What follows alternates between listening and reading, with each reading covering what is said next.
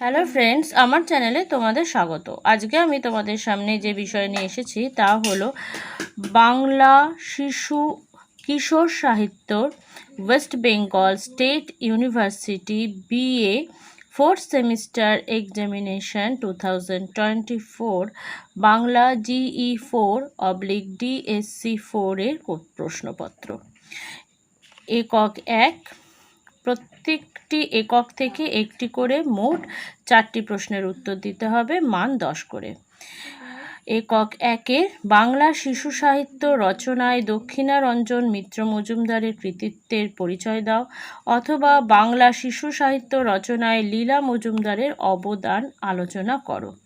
একক 2, উপেন্দ্রকিশোর রায়চৌধুরীর টুনটুনির বই গ্রন্থে শিশু মনস্তত্ত্বের যে বৈশিষ্ট্যগুলি প্রকাশ পেয়েছে তার সংক্ষিপ্ত পরিচয় দাও, অথবা উপেন্দ্রকিশোর রায়চৌধুরী টুনটুনির বই গ্রন্থের টুনটুনি আর বিড়ালের কথা গল্প অনুসরণে টুনটুনির মাতৃত্বের পরিচয় দাও।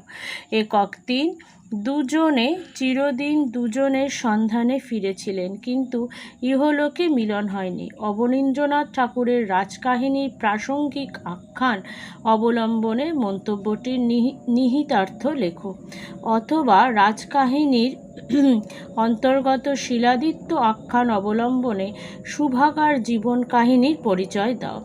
একক 4, পদী পিসির বর্মী বাক্স গল্পে কে কিভাবে বর্মী বাক্সটি আবিষ্কার করলো তার বিস্তৃত বিবরণ দাও, অথবা লীলা মজুমদারের পদী পিসির বর্মী বাক্স গল্পের পাঁচু মামার চরিত্রটি আলোচনা করো। টিকা, এখান থেকে 2টি প্রশ্ন লিখতে হবে, মান 5 করে রয়েছে। 1, ক্ষীরের পুতুল সম্পর্কে সংক্ষিপ্ত টিকা লেখো। 2, নরহরি দাসের গল্পে ছাগলছানার বুদ্ধিমত্তার পরিচয় দাও। 3, পদ্মিনী চরিত্র সম্পর্কে সংক্ষেপে লেখো। 4, গজা উপাখ্যান শুনতে শুনতে কখন যে ঘুমিয়ে পড়েছিলাম টেরই পাইনি। কে কার কাছে গজার উপাখ্যান বর্ণনা করেছিল? গজার উপাখ্যানের শ্রোতাকে কি শুনতে হয়েছিল সংক্ষেপে লেখো।